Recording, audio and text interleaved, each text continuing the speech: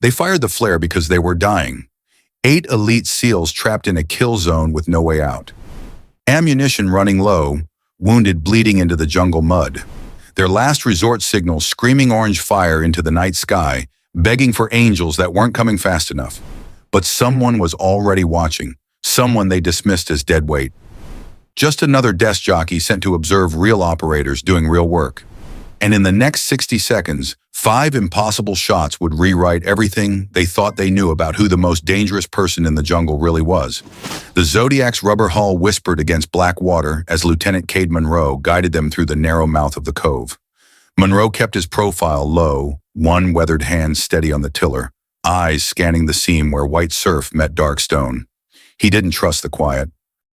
200 meters to the beach, Collins whispered from the bow, his voice barely carrying over the soft hiss of water against rubber and the muted thrum of their outboard running at idle. Break in the rocks ahead. Sand looks clean. No lights, no movement. Monroe nodded once. Copy, Sanchez. You're with me when we hit. Chu and Collins, take the high ground to that tree line and hold position until I signal. Petty Officer Sanchez tapped Monroe's shoulder, twice the silent acknowledgement that meant ready to work. Behind them all, crouched in the stern, with the kind of stillness that suggested either complete calm or complete terror, sat the person nobody on the team could quite figure out. The mission brief had listed her as Joint Reconnaissance Communications Evaluator, Stogart Command, observer status only. Monroe had shaken her hand at the launch point 3 hours ago and gotten almost nothing back. A firm grip that lasted exactly 2 seconds, a single nod, and pale eyes that seemed to measure distances he couldn't see. When he had asked for a name, she'd replied Echo Observer 7 in a tone that suggested the conversation was over. Observer 7, Monroe said now, without turning around, his voice pitched just loud enough to carry over the engine noise. You stay on my hip once we reach shore. No freelancing, no wandering off to take notes. You see anything that doesn't look right, you speak up immediately. Understood, came the reply from the darkness behind him. The voice was neutral, professional, iron flat by the kind of training that taught people to give away nothing through inflection alone. Monroe cut the engine, and momentum carried them the final 30 meters. Collins slipped over the side first, his boots finding sandy bottom in chest-deep water. He took the bow line, and they ghosted up through shin-deep surf until the boat's keel scraped sand. Fins came off in practice sequence. Heavy rucksacks swung onto shoulders. Rifles checked one final time. The whole ritual completed in under 2 minutes of controlled, whispered efficiency. The jungle rose beyond the beach like a fortress wall, the kind of dense tropical growth that swallowed sound and spat back distorted echoes. According to intelligence, somewhere in that green maze was a weapons cache run by foreign mercenaries, interdiction routes for small arms, maybe surface-to-air missiles. Definitely trouble that needed American attention. Their orders were clean and simple. Verify the target, report its location, extract without contact, no cowboy heroics. The captain had emphasized during briefing, find it, mark it, get out. If you stumble into a fight, don't try to win it. Just survive it and bring me actionable intelligence. They hauled the Zodiac above the high tide line and flipped it hull up. The sound of rubber scraping sand unnaturally loud in the stillness. Chu was already on one knee with his thermal monocular panning the tree line in slow, methodical sweeps. After 30 seconds, he shook his head once. Cold, he breathed. No heat signatures, no movement. Good enough, Monroe replied, though his gut was telling him different. Wedge formation, 50-meter intervals. We move slow and quiet until we reach those limestone shelves. No chatter on comms unless we make contact. Our relay equipment is going to be garbage once we get under that canopy, so don't count on calling home if things get interesting. He tried his radio anyway, cycling through channels and getting nothing but the soft crackle of moisture playing hell with electronics. The weather forecast promised a tropical storm building, inland low clouds and rising humidity that would make communications even worse. As the night progressed, Command had issued them emergency flares for worst-case scenarios. The kind of last resort signal that meant everything else had already failed. Monroe hoped it would stay theoretical. They moved into the jungle in a loose diamond formation. Sanchez taking point. Monroe and Observer 7 in the middle, Collins and Chu covering the flanks and rear. The vegetation closed around them like a green tunnel. Vines brushing their shoulders, broad leaves slapping against their helmets, the air growing thicker with each step they took away from the ocean breeze. Her kit was stripped down to essentials: a compact rucksack, flat canteen, and a hard case strapped high between her shoulder blades. What she didn't carry was as noteworthy as what she did.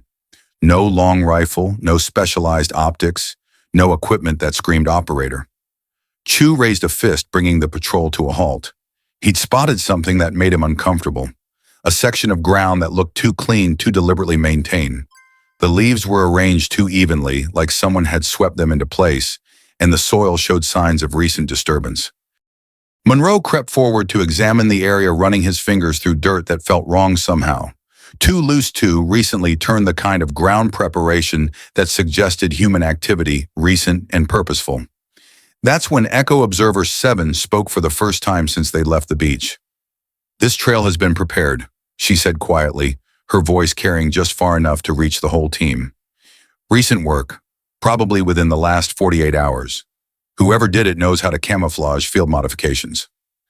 Sanchez turned to look at her with barely concealed skepticism. "You can tell all that from some dirt. Tire tracks don't match the natural terrain flow," she replied matter-of-factly. "Ground's been scraped east to west, but water runoff would have carved it north to south.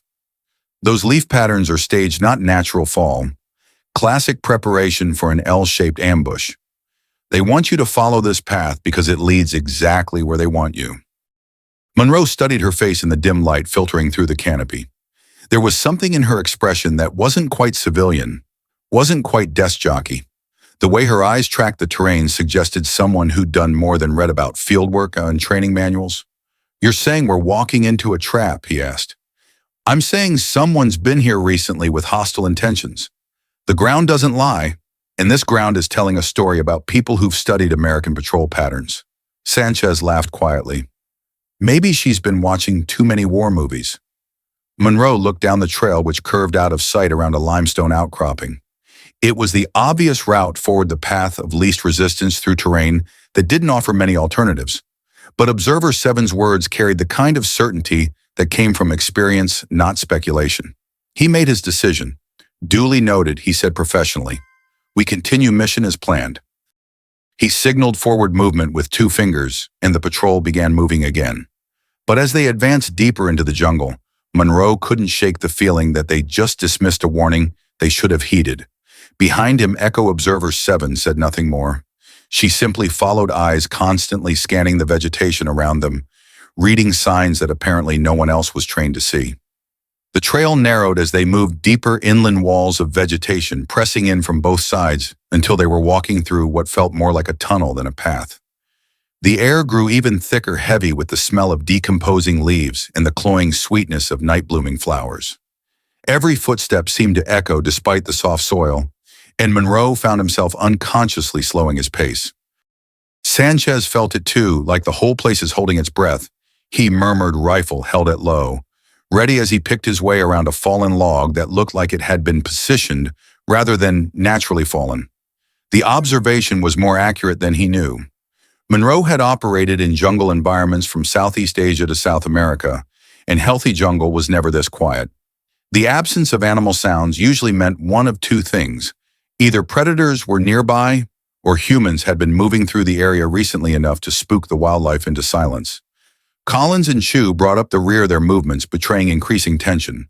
The trail they were following had become almost suspiciously easy to navigate, cleared of the kind of obstacles that should have made progress slow and difficult. Branches that should have blocked their path had been cut back. Roots that should have created tripping hazards had been cleared away. "Trail maintenance," Chu observed quietly. "Recent work. This path's been improved by someone who wanted people to use it." Echo Observer 7 moved behind Monroe like a shadow, her footsteps making no sound, despite the soft ground and scattered debris. She carried her small rucksack high and tight, a single equipment pouch at her hip. No wasted motion or unnecessary noise. The trail opened into a small clearing, barely large enough for the entire team to cross, with limestone walls rising on 3 sides. and the path continuing through a narrow gap in the rocks ahead. Moonlight filtered down through a break in the canopy, creating a pool of silver light that seemed almost theatrical in its placement. Monroe felt every instinct he'd developed in 20 years of infantry work start screaming at once.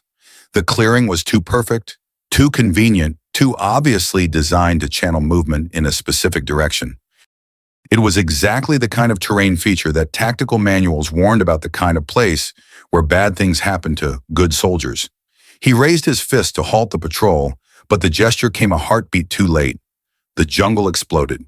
Gunfire erupted from the limestone walls above them. Tracer rounds carved the clearing into intersecting kill zones, sparks flying as bullets struck stone and ricocheted in unpredictable directions. The muzzle flashes came from at least 4 different positions, each one carefully sighted to cover approaches the others might miss. "Contact left, contact right," Monroe roared. Though the warnings were unnecessary, everyone could see the gunfire coming from multiple directions at once. This wasn't an ambush. It was an execution, and they were standing in the middle of it. Sanchez dove behind a fallen log, his rifle already returning fire toward the north wall. Collins and Chu scattered toward whatever cover they could find. A pile of broken stone, a slight depression in the ground that offered maybe 6 inches of protection from overhead fire. Monroe grabbed Observer 7 by the shoulder and pulled her toward the meager shelter of a limestone outcropping, fully expecting her to panic, to freeze, to do any of the things that happened when civilians found themselves in the middle of a firefight. When they reached the rocks, she immediately began scanning the ridgeline above them, not with the wide-eyed stare of someone in shock, but with the systematic attention of someone conducting a tactical assessment. The gunfire intensified, bullets chewing chunks out of their improvised fortifications. Monroe tried his radio and got nothing but static. Either the equipment was being jammed or the terrain was blocking their signals. Either way, they were on their own. Pinned down in a kill zone with no way to call for backup and precious little ammunition for a sustained firefight, Sanchez cried out, clutching his thigh, where a bullet had punched through his uniform. Blood was spreading rapidly through the fabric, and his face had gone pale in the intermittent light of muzzle flashes above them. He was still functional, still returning fire, but the wound was serious enough to complicate any plans that involved rapid movement. Corporal Monroe shouted reflexively, then cursed as he remembered they didn't have a medic with them. He pulled out his individual first aid kit, but applying pressure bandages under fire was a skill that required more training than most infantry received. That's when Echo Observer 7 did something that made everyone stop and stare, despite the bullets flying around them. She moved smoothly from behind their cover to where Sanchez was bleeding, pulled out a trauma kit that was definitely not standard issue, and began working on his wound with the kind of competence that comes from extensive field experience. "Hold still," she said calmly, applying a pressure bandage with practiced efficiency. "You're hit in the muscle, not the artery. You'll live if you don't do anything stupid." Monroe watched her work while trying to process what he was seeing. The woman who'd been dismissed as a desk jockey was treating a gunshot wound like she'd done it before many times, under conditions much worse than their current situation. The gunfire slackened for a moment. Their attackers were probably repositioning or reloading, and Monroe used the lull to try to get account of their opposition. At least 4 firing positions that he could identify, possibly more. Professional, spacing, disciplined, fire control coordinated movement. This wasn't a chance encounter with local bandits. This was a carefully planned ambush executed by people who knew what they were doing. Collins managed to get off several aimed shots at one of the muzzle flashes, but the return fire forced him back into cover before he could assess the results. "Can't get a clear angle on any of them," he shouted.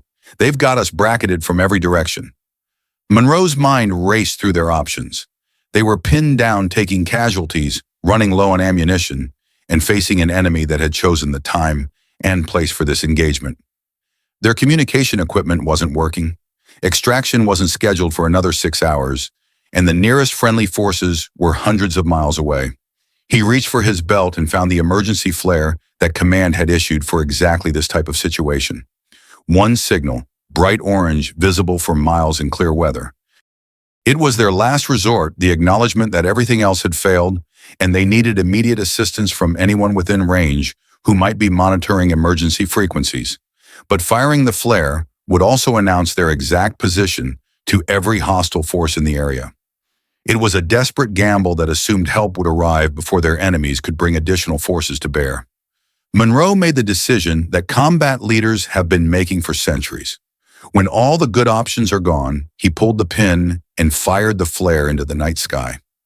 The flare burst above the canopy in a brilliant orange bloom, casting harsh shadows across the clearing and illuminating the faces of 4 men who knew they might have just signed their own death warrant. For a few seconds, the enemy fire slackened as the mercenaries processed what they were seeing, an admission of desperation, a signal that the Americans were out of options. Then the gunfire resumed with renewed intensity, as if the flare had been a signal that the killing could begin in earnest. Monroe pressed himself deeper into cover as bullets sparked off the limestone above his head. Beside him, Echo Observer 7 finished treating Sanchez's wound and began a methodical examination of their tactical situation that seemed oddly calm for someone supposedly experiencing her first combat. 3 firing positions on the north wall, she said quietly, as if she were giving a briefing rather than crouching in a firefight. 2 more on the east ridge, probably a command element with radio communications. Machine gun nest in that rocky outcrop to the west. That's what's keeping your people pinned down. Monroe stared at her. How can you possibly know all that? She met his eyes, and for the first time since he'd met her, he saw something that looked like a decision being made. Because I've been counting muzzle flashes and timing their rate of fire, she said. And because this isn't my first ambush. Before he could respond, she reached into her rucksack and pulled out something that definitely wasn't standard observer equipment. A compact rifle that looked like it had been built by someone who understood that effectiveness mattered more than appearance. The weapon was matte black, well-maintained, and equipped with optics that probably cost more than a staff sergeant's monthly salary. Monroe's eyes widened. Observer 7. You're not authorized to carry that weapon. She was already moving toward a position with better angles on the enemy positions. Neither are they, she replied, nodding toward the mercenaries who were systematically trying to kill them all. But they're still shooting at us. And with that, Echo Observer 7 disappeared into the jungle, like she'd been planning this moment since they'd left the beach 3 hours ago. The sound that followed was different from anything Monroe had heard that night, a suppressed crack that seemed to come from everywhere and nowhere at once, the signature of a precision weapon fired by someone who knew exactly what they were doing. Up on the north wall, one of the muzzle flashes simply stopped as if someone had turned off a light switch. Chu looked up from his position behind the fallen log, eyes wide with confusion. What the hell was that? Before anyone could answer, the sound came again. This time the machine gun nest that had been keeping them pinned down went silent. The steady chatter of automatic fire replaced by an absence that was somehow more startling than the noise had been. Collins raised his head cautiously, scanning the ridgeline through his rifle scope. I can't see anything. No movement, no heat signatures, nothing. The third suppressed shot seemed to come from a completely different direction, as if the shooter had moved between shots with impossible speed. Another enemy position went quiet, and suddenly the disciplined crossfire that had trapped them was beginning to fragment. Monroe felt the tactical situation shift around him like weather changing. Minutes ago, they had been pinned down and dying. Now their attackers were starting to sound confused, uncertain, off balance. Shouted orders in accented English echoed from the ridgelines. But the coordination that had made the ambush so effective was beginning to break down. A fourth shot, the command element that Observer 7 had identified by their radio chatter, suddenly stopped transmitting. In the growing silence that followed, Monroe could hear individual voices calling out in languages he didn't recognize. Panic beginning to replace professional discipline. And then came the fifth shot. This one was followed by a longer silence, broken only by the sound of someone crashing through the underbrush. Then nothing at all. The mercenaries who had been so confident minutes ago seemed to have simply vanished, leaving behind only the echo of their own gunfire and the acrid smell of cordite drifting on the night air. Monroe waited 30 seconds, then another 30 before he dared to raise his head above the limestone outcropping that had been their shelter. The ridge lines that had been spitting fire minutes ago were now dark and still. No muzzle flashes, no movement, no sound except the distant whisper of wind in the canopy. Clear, he called softly, and one by one his team began to emerge from whatever cover they'd found. Collins was the first to speak, his voice carrying a mixture of awe and disbelief. 5 shots, I counted. 5 shots and then silence. Who the hell was shooting? Chu asked, though they all suspected they knew the answer. Echo Observer 7 materialized from the jungle as quietly as she disappeared, her rifle slung across her chest with casual efficiency. She moved back to where Sanchez was propped against the limestone wall, checking his bandage and his color before acknowledging the stares of the 3 uninjured SEALs. "Perimeter's clear," she said matter-of-factly, as if she'd just returned from a routine patrol rather than single-handedly eliminating an enemy force that had been seconds away from killing them all. Monroe found his voice first. "Observer 7. What the hell just happened?" She checked the safety on her weapon before responding. "You fired a flare requesting assistance. I provided assistance." "That wasn't assistance." Collins said, his voice tight with something between respect and disbelief. "That was execution. 5 targets, 5 shots, all clean kills." "I've never seen shooting like that." Echo 7 shrugged slightly, as if precision marksmanship under combat conditions was just another job skill. They chose the wrong profession if they didn't want to get shot at by people who shoot back accurately. Chu pointed at her rifle, taking in details he'd missed before. The worn finish that spoke of extensive use, the custom modifications that weren't available through military supply channels, the optics that definitely weren't standard issue. That weapon, where did you get that? Her answer was as neutral as everything else she'd said that night. From people who understood that sometimes standard equipment isn't sufficient for the mission requirements. The sound of helicopter rotors reached them before anyone could ask more questions. Distant at first, then growing rapidly louder as the aircraft approached their position. The flare had done its job, drawing a rescue flight to their exact coordinates. In a few minutes, they would be extracted from this jungle, and the night's events would become just another classified after-action report filed away in databases that most people would never see. Monroe looked at Echo Observer 7, who was already checking her gear and preparing for departure. "You're not coming with us, are you?" She shook her head. "Different extraction point, different mission parameters." "What mission?"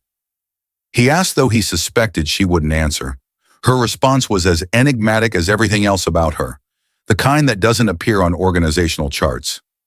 As the helicopter's searchlight began sweeping the clearing, Echo 7 reached into her equipment pouch and pulled out a single brass casing still warm from the rifle that had saved their lives. She handed it to Monroe without ceremony, her expression unreadable in the harsh light. "Keep that," she said. "Remind her that sometimes the most dangerous person in the room is the one you never see coming." And then she turned and walked back into the jungle, disappearing into the shadows as completely as if she'd never existed at all. The extraction helicopter settled into the clearing in a whirlwind of rotor wash and scattered debris. The crew chief jumped down, already scanning for casualties and preparing to load wounded personnel. He found 4 SEALs, 1 with a treated gunshot wound. All of them staring into the jungle where someone had just vanished after rewriting the tactical situation with 5 precisely placed bullets. Monroe helped load Sanchez into the aircraft, the wounded SEAL conscious and stable thanks to medical attention that had definitely not come from military standard first aid training. As the helicopter lifted off, banking toward the ocean in safety, Monroe sat in the red-lit cargo compartment, turning the brass casing over in his hands. Collins leaned close, shouting over the engine noise.